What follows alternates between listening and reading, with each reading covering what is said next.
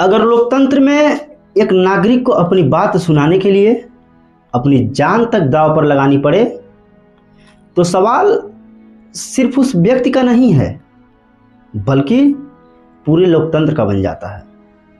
मैं बात कर रहा हूं सोनम वांगचुक का। आखिर कौन है ये वांगचुक और क्यों उनका संघर्ष आज पूरे देश का संवैधानिक सवाल बन गया है? जानने के लिए इस वीडियो में अंत तक जरूर बने रहें।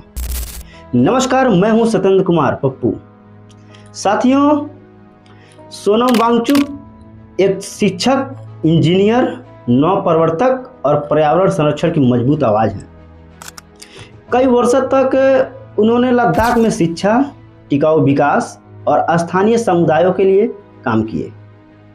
उनके कार्यों की सराहना सिर्फ भारत में ही नहीं बल्कि पूरे विश्व में की जाती है।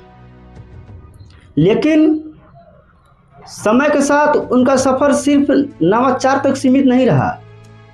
जब उन्हें लगा कि देश के हित के लिए महत्वपूर्ण मुद्दों पर उनकी आवाज़ पर्याप्त रूप से नहीं सुनी जा रही है, तब उनका संघर्ष नए दौर में प्रवेश कर गया। और जो व्यक्ति अपनी पहचान का मोहताज नहीं है, आज वही सड़कों पर नहीं बल्कि लोकतांत्रिक तरीके से भूख हड़ताल का सहारा लेने को मजबूर दिखाई दे रहा है।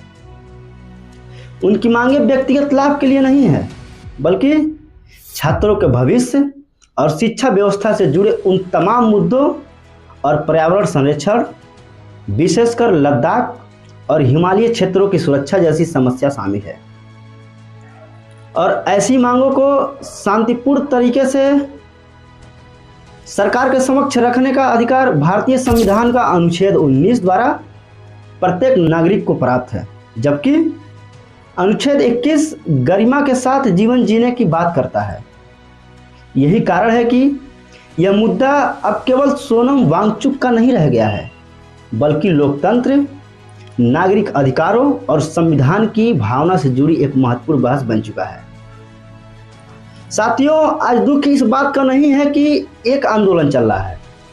दुख इस बात की है कि एक सम्मानित सामाजिक कार्यकर्ता को इस लोकतांत्रिक भारत में अपनी आवाज़ सुनाने के लिए अपने स्वास्थ्य को दांव पर लगाना पड़ रहा है। क्या यही है हमारे लोकतंत्र की ताकत? नहीं, लोकतंत्र की असली ताकत टकराव में नहीं बल्कि संवाद, संवेदनशीलता और संविधान के सम्मान में होती है।